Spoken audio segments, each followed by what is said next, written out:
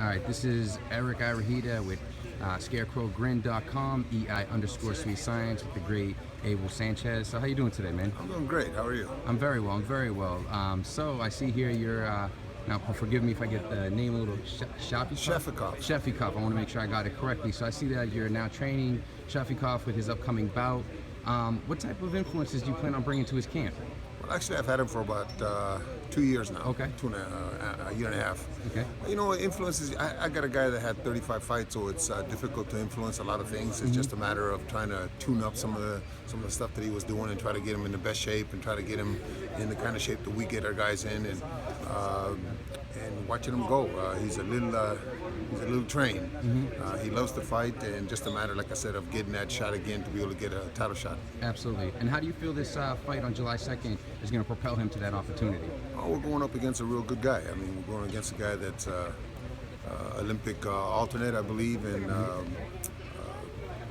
my props to him for being a veteran. It's a tough guy. I don't foresee an easy fight, but hopefully our experience will prevail and we'll get the win and we'll go on from there. Absolutely. And do you think it's going to go the distance, or are you guys looking to end it early? No, you know what? Dennis is not really that big a puncher. He's a steady guy, and neither is Jamel. So I think it's going to be an exciting fight for the fans. I think it's going to be an action fight for the fans.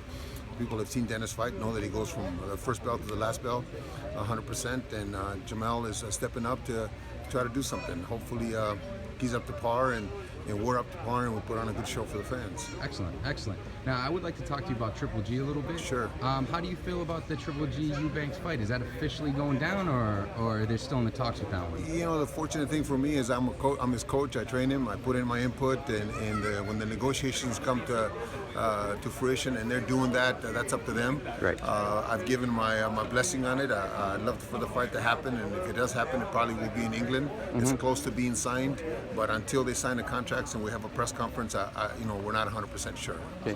Now, how do you feel about the Canelo Alvarez fight being put on hold moving forward? I know there's whole issues with the weight classes and the whole nine. You know, beyond that, how does it make you feel as a trainer to know you want to see the best fights possible for your fighter?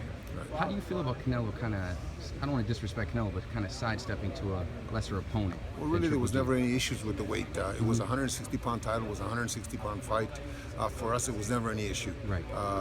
That he chose to go in a different way, good for him. It's up to us now to keep Gennady busy, and if Eubanks is next, Eubanks is next. If Canelo's in the future, well, then that'll be. But for right now, we have to worry about our next fight and not worry about what Canelo's doing. Absolutely. Just last question, something I've always wanted to ask. The myth of Gennady's power. I mean, you feel it more often than anyone else, man. Is it for real, or it's is not it a myth? If you talk to any of the sparring partners, and if you talk to some of the guys that have fought him, Rosado for one, I think Kurt Stevens made a comment about Gennady doesn't hit that hard, and Rosado we saw his face. Come back, he saw his face, right? He hits very hard. I don't think he's ever hit somebody 100% in a fight.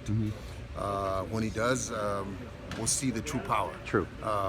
But he is going to be a better 168-pounder because he will be able to fill out, and the guys will be able to stay there for him, and you'll be able to see him hit guys like he hasn't hit anybody at 160. But it's there. He hits. Excellent. All right, man. That's what I like to hear. Again, it will.